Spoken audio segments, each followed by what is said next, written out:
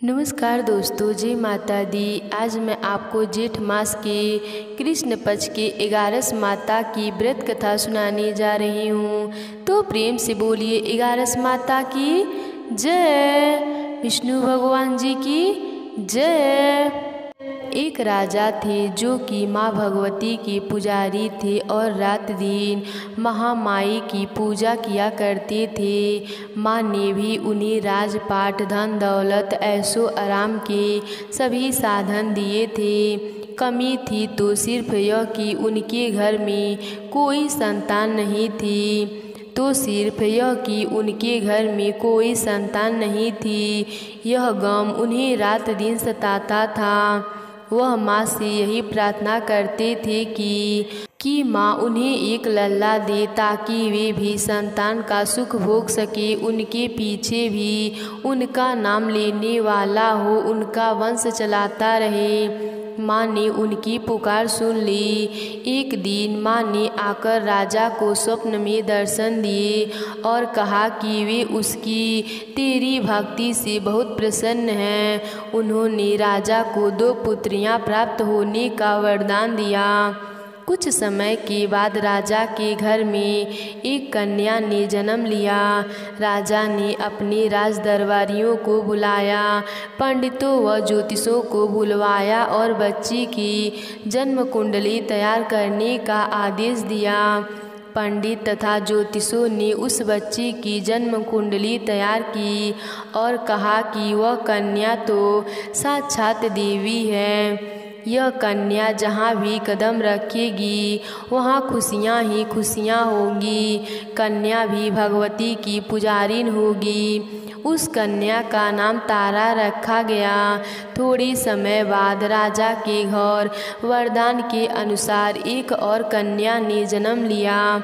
मंगलवार का दिन था। पंडितों और ज्योतिषों ने जब जन्म कुंडली तैयार की तो उदास हो गए। राजा ने उदासी का कारण पूछा तो वे कहने लगे कि वह कन्या राजा के लिए शुभ नहीं है। राजा ने उदास होकर ज्योतिषों से पूछा कि उन्होंने ऐसे कौन से बुरे कर्म किए हैं जो कि इस कन्या ने उनके घर में जन्म लिया है। उस समय ज्योतिषों ने ज्योतिष से अनुमान लगाकर बताया कि वे दोनों कन्याएं जिन्होंने उनके घर में जन्म लिया था पूर्व जन्म में देवराज इंद्र के दरबार की अप्सराएं थीं। उन्होंने सोचा कि वे भी मृत्युलोक में भ्रमण करें तथा देखें कि मृत्युलोक में लोग किस तरह रहते हैं। दोनों ने मृत्युलोक पर आकर एकादशी का व्रत रखा। बड़ी बहन का नाम तारा था तथा छोटी बहन का नाम रुक्मौर। बड़ी बहन तारा ने अपनी छोटी बहन से कहा कि रुक्मौन, आज एकादशी का व्रत है, हम लोगों ने आज भोजन नहीं करना, अतः वह बाजार जाकर फल कुछ ले आए। रुक्मन बाजार फल लेने के लिए गई। वहाँ उसने मछली के पकौड़े बनते देखे। उसने अपने पैसों के तो पकौड़े खा लिए तथा तारा के लिए फल लेकर वापस आ गई और फल उसने तारा को दे दिए।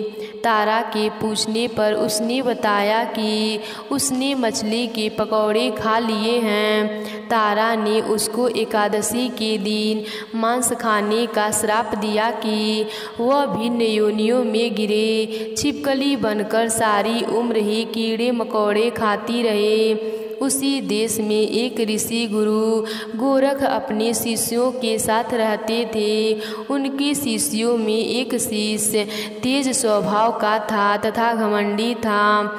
एक दिन वह घमंडी शिष्य पानी का कमंडल भरकर खुले स्थान में एकांत में जाकर तपस्या करने बैठ गया। वह अपनी तपस्या में लीन था। उसी समय उधर से एक प्यासी कपिला गाय आ गई। उस ऋषि के पास पड़े कमंडल में पानी पीने के लिए उसने मुँह डाला और सारा पानी पी गई। जब कपिता गाय ने मुंह बाहर निकाला तो खाली कमंडल की आवाज़ सुनकर उस ऋषि की समाधि टूटी। उसने देखा कि गाय ने सारा पानी पी लिया था। ऋषि ने गुस्से में आकर उस कपिला को बहुत बुरी तरह से चिमटे से मारा, जिससे वह गाय लहूलुहान हो गई। यह खबर गुरु गोरख को मिली तो उन्होंने कपिला गाय की हालत देखी। उन्होंने अपने उस शिष्य को बहुत बुरा भला कहा और उसी वक्त आश्रम से निकाल दिया। गुरु गोरख ने गौ माता पर किए गए पाप से छुटकारा पाने के लिए कुछ समय बाद एक यज्ञ रचाया। इस यज्ञ का पता उस शिष्य को भी चल गया जिसने कपिला गाय को मारा था। उसने सोचा कि वह अपने अपमान का बदला जरूर लेगा। यज्ञ शुरू होने उस समय शिष्य ने एक पक्षी का रूप धारण किया और चोंच में सर्प लेकर भंडारे में फेंक दिया, जिसका किसी तरह को पता नहीं चला। वह छिपकली जो पिछले जन्म में तारा देवी की छोटी बहन थी तथा बहन के श्राप को स्वीकार कर छिपकली बनी थी, सर्प का भंडारे में गिरना देख रही थी। उसे त्याग व परोपकार की शिक्षा अब तक याद थी। वह भंडारा होने तक घर की दीवार पर चिपकी समय की प्रतीक्षा करती रही। कई लोगों को प्राण बचाने हेतु उसने अपने प्यार न्यौछावर कर लेने का मन ही मन निश्चय किया। अब खीर भंडारे में दी जाने वाली थी। बांटने वालों की आंखों के सामने ही वह छिपकली दीवार से कूदकर कढ़ाई में जा गिरी। लोग छिपकली को बुरा भला कहते हुए खीर की कढ़ाई को खाली करने लगे तो उन्होंने उसमें मरे हुए सांप को देखा। तब जाकर सबको मालूम हुआ कि छिपकली ने अपने प्राण देकर उन सबके प्राणों की रक्षा की थी। उपस्थिति सभी जनों ने और देवताओं ने उस छिपकली के लिए प्रार्थना की कि उसे सब योनियों में उत्तम मनुष्य जन्म प्राप्त हो तथा अंत में वह मोक्ष को प्राप्त करे। तीसरे जन्म में वह छिपकली राजा स्पर्श के घर कन्या के रूप में जन्मी। दूसरी बहन तारा देवी ने फिर मनुष्य जन्म लेकर तारामती नाम से अयोध्या के प्रतापी राजा हरिश्चंद्र के साथ विवाह किया। राजा स्पर्श के ज्योतिषों ने कन्या की कुंडली बनवाई। ज्योतिषों ने राजा को बताया कि कन्या आपके लिए हानिकारक सिद्ध होगी, शकुन ठीक नहीं है, अतः वे उसे मरवा दें। राजा बोले कि लड़की को मरवाने का बहुत बड़ा पाप पड़ेगा, वे उस पाप को भागी नहीं बन सकते। तब ज्योतिषों ने विचार करके राय दी कि राजा उसे एक लकड़ी के संदूक में बंद करके ऊपर से सोना चांदी आदि जड़वा दे और फिर उस संदूक के भीतर लड़की को बंद करके नदी में प्रवाहित करवा दें। सोने चांदी से जड़ा हुआ संदूक अवश्य ही कोई लालच में आकर निकाल लेगा और राजा को कन्यावध का पाप भी नहीं लगेगा।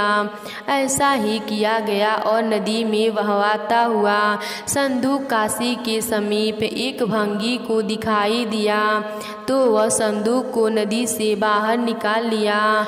उसने जब संदूक खोला तो सोने चांदी के अतिरिक्त अत्यंत रूपवान कन्या दिखाई दी। उस भंगी के कोई संतान नहीं थी। उसने अपने पत्नी को वह कन्या लाकर दी तो पत्नी की प्रसन्नता का ठिकाना न रहा। उसने अपनी संतान के समान ही बच्ची को छाती से लगा लिया। भगवती के कृपा से उसके स्तनों में से दूध उतर आया। पति पत्नी दोनों ने प्रेम से कन्या का नाम रुक्खो रख दिया। रुक्खो बड़ी हो गई, उसका विवाह हुआ। रुक्खो की सास महाराजा हरिश्चंद्र के घर सफाई आदि का काम करने जाया करती थी। एक दिन वह बीमार पड़ गई तो रुक्खो महाराजा हरिश्चंद्र के घर काम करने के लिए पहुंच गई। महाराजा की पत्नी तारामती ने जब रुक्खो को देखा तो वह अपने पूर्व जन्म के पुण्य से उसे पहचान गई। तारामती ने रुक्खों से कहा कि वह उसके पास आकर बैठे। महारानी की बात सुनकर रुक्खों बोली कि वो एक नीची जात की भगनी है, भला वह रानी के पास कैसे बैठ सकती है। तब तारामती ने उसे बताया कि वह उसके पूर्व जन्म के सगी बहन थी। एकादशी का व्रत खंडित करने के कारण उसे छिपकली की योनि में जाना पड़ा। जो होना था वह हो गया। एकादशी का व्रत खंडित करने के कारण उसे छिपकली की योनि में जाना पड़ा। जो होना था, जो हो गया, वो हो तो चुका। अब उसे अपने वर्तमान जन्म को सुधारने का उपाय करना चाहिए और भगवती वैष्णो माता की सेवा करके अपना जन्म सफल बनाना चाहिए। यह सुनकर रुक्खों को बड़ी प्रसन्नता हुई और जब उसने उपाय पूछा तो रानी ने बताया कि वैष्णो माता सब मनोरथ को पूर्ण करने वाली हैं। जो लोग श्रद्धापूर्वक माता का पूजन व जागरण करते हैं उनकी सब मनोकामनाएं पूर्ण होती हैं। रुक्खों ने प्रसन्न होकर माता की मनौती मानते हुए कहा कि यदि माता की कृपा से उसे एक पुत्र हो गया तो वह माता का पूजन व जागरण करवाएंगी। माता ने प्रार्थना को स्वीकार कर लिया। फलस्वरूप 10वें महीने में उसके गर्भ से एक अत्यंत बालक ने जन्म लिया। परंतु दूरवास को रुक्खों को माता का पूजन जागरण करवाने का ध्यान न रहा। जब वह बालक 5 वर्ष का हुआ तो एक दिन उसे माता चेचक निकल आई। रुक्खों दुखी होकर अपने पूर्व जन्म की बहन तारामती के पास गई और बच्चे की बीमारी का सब वृत्तांत कह सुनाया। तब तारामती ने पूछा कि उससे माता के पूजन में कोई भूल तो नहीं हुई। इस पर रुक्खों को 6 वर्ष पहले की बात याद आ गई। उसने अपराध स्वीकार कर लिया। उसने फिर मन में निश्चय किया कि बच्चे को आराम आने पर जागरण अवश्य करवाएगी। भगवती की कृपा से बच्चा दूसरे ही दिन ठीक हो गया। तब रुक्खों ने देवी के मंदिर में ही जाकर पंडित से कहा कि उसे अपने घर माता का जागरण करवाना है, अतः वे मंगलवार को उसके घर पधार कर कृतार्थ करें। पंडित जी बोले कि कहीं 5 रुपए देती जाए। पंडित जी ने उसके नाम से मंदिर में ही जागरण करवा देंगे, क्योंकि वह एक नीच जाति की स्त्री है, इसीलिए वे उसके घर में जाकर देवी का जागरण नहीं कर सकते। रुक्खों ने कहा कि माता के दरबार में तो ऊंच नीच का कोई विचार नहीं होता। वे तो सब भक्तों पर अपना रूप से कृपा करती हैं, अतः उनको कोई ऐतराज नहीं होना चाहिए। इस पर पंडित जी ने आपस में विचार करके कहा कि यदि तारा रानी उसके जागरण में पधारें तब तो वे स्वीकार कर लेंगे। यह सुनकर रुक्खों महारानी के पास गई और सब वृत्तांत को सुनाया। तारामती ने जागरण में सम्मिलित होना हर्ष स्वीकार कर लिया। जिस समय रुक्खों पंडित से यह कहने के लिए गई महारानी जी जागरण में आएंगी, उस समय सेन नाम का नाई वहाँ मौजूद था। उसने सब सुन लिया और महाराजा हरिश्चंद्र को जाकर सूचना दी। राजा को सेन नाई की बात पर विश्वास नहीं हुआ कि महारानी भगनियों के घर जागरण में जा सकती हैं। फिर भी परीक्षा लेने के लिए उसने रात को अपनी उंगली पर थोड़ा सा चीर लगा लिया, जिससे नींद न आए। रानी तारामती ने जब देखा कि जागरण का समय हो रहा है परंतु महाराजा को नींद नहीं आ रही है, तो उसने माता वैष्णो देवी से मन ही मन प्रार्थना की कि माता किसी उपाय से राजा को सुला दें ताकि वह जागरण में सम्मिलित हो सकें। राजा को नींद आ गई। तारामती ने रोशनदान से रस्सा बांधकर महल से उतरी और रुखों के घर जा पहुंची। उस समय जल्दी के कारण रानी के हाथ से रेशमी रुमाल तथा पाँव का एक कंगन रास्ते में ही गिर पड़ा। उधर थोड़ी देर बाद राजा हरिश्चंद्र की नींद खुल गई। वह भी रानी का पता लगाने निकल पड़े। उन्हें मार्ग में रानी का कंगन व रुमाल दिखा। राजा ने दोनों चीज़ें रास्ते से उठाकर अपने पास रख ली और जागरण हो रहा था वहाँ पहुँच गए। वह एक कोने में चुपचाप बैठकर दृश्य देखने लगा। जब जागरण समाप्त हुआ तो उसने माता की अरदास की। उसके बाद प्रसाद बांटा गया। रानी तारामती को जब प्रसाद मिला तो उसने झोली में रख लिया। यह देख लोगों ने पूछा कि उन्होंने वह प्रसाद क्यों नहीं खाया। यदि रानी प्रसाद नहीं खाएंगी तो कोई भी प्रसाद नहीं खाएगा। रानी बोली कि पंडितों ने प्रसाद दिया, वह उन्होंने महाराजा के लिए रखा था, अब उन्हें उनका प्रसाद करें। प्रसाद ले तारा ने खा लिया। इसके बाद सब भक्तों ने माँ का प्रसाद खाया। इस प्रकार जागरण समाप्त करके प्रसाद खाने के पश्चात रानी तारामती ने महल की तरफ चली।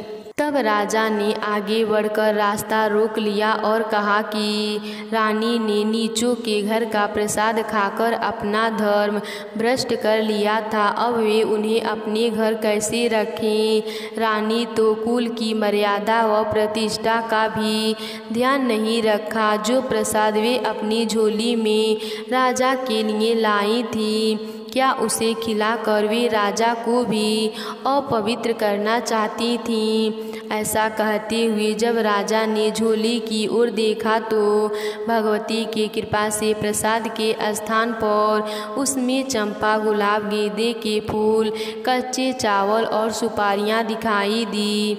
यह चमत्कार देख राजा आश्चर्यचकित रह गया।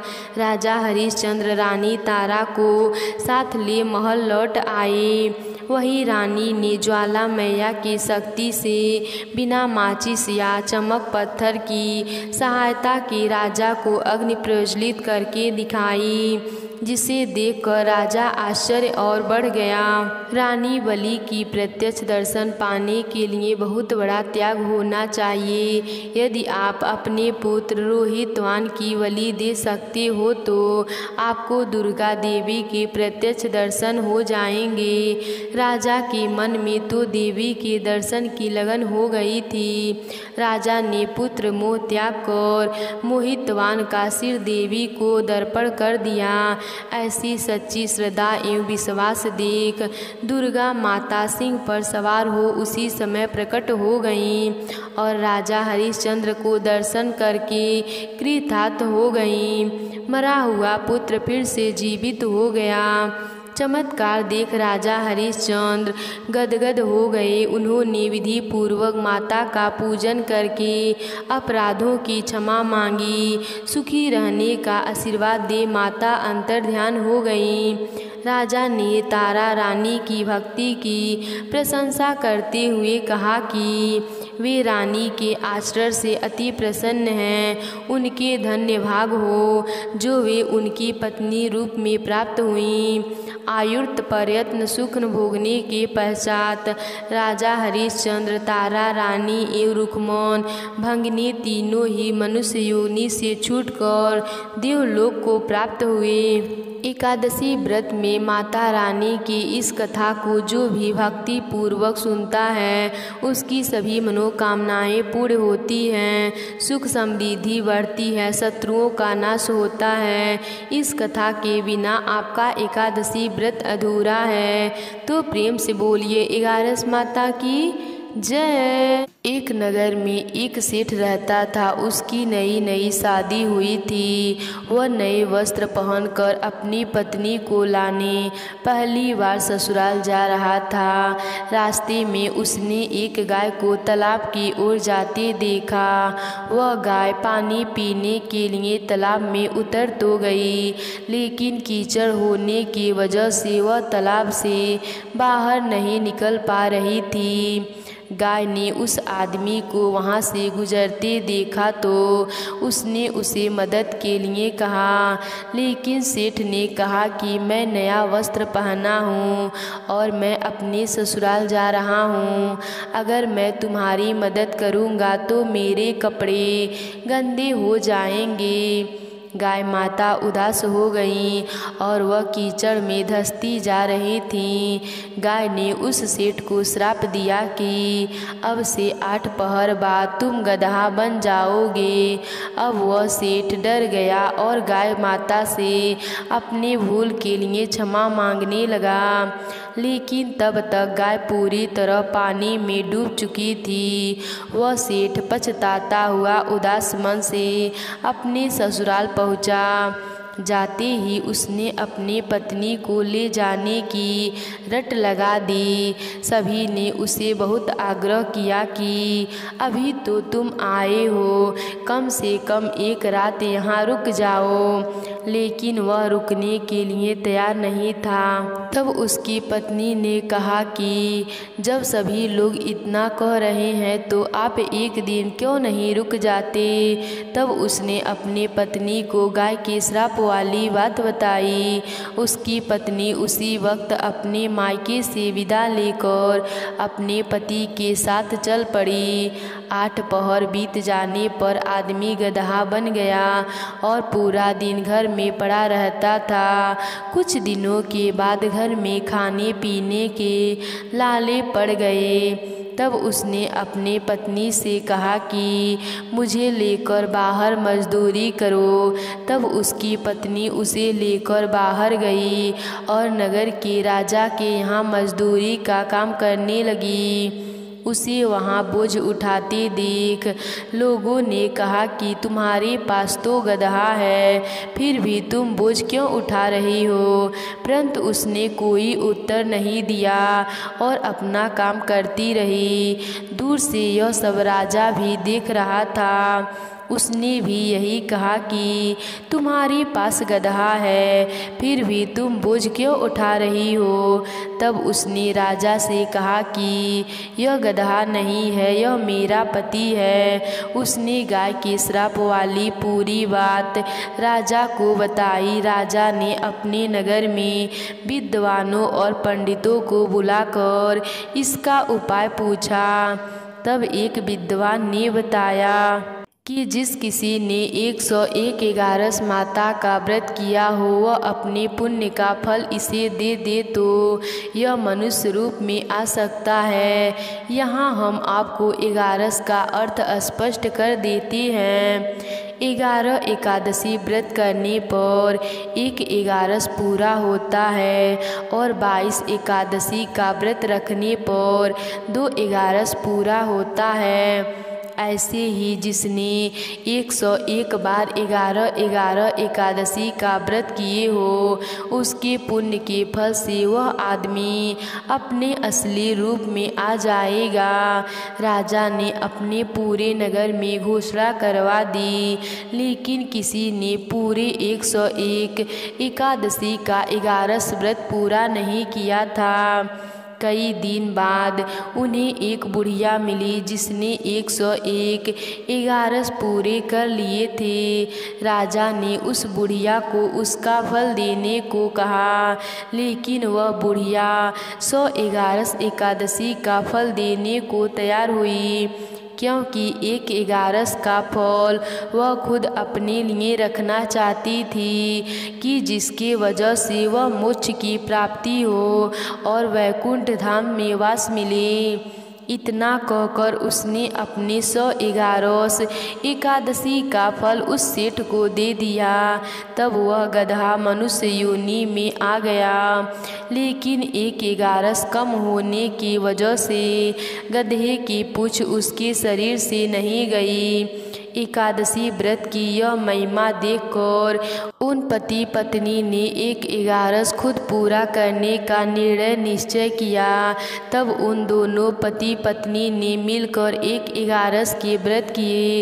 एकादशी पूरा होते ही सेठ की पूंछ गायब हो गई और 11 माता की कृपा से उनका घर अन्य धन से भर गया।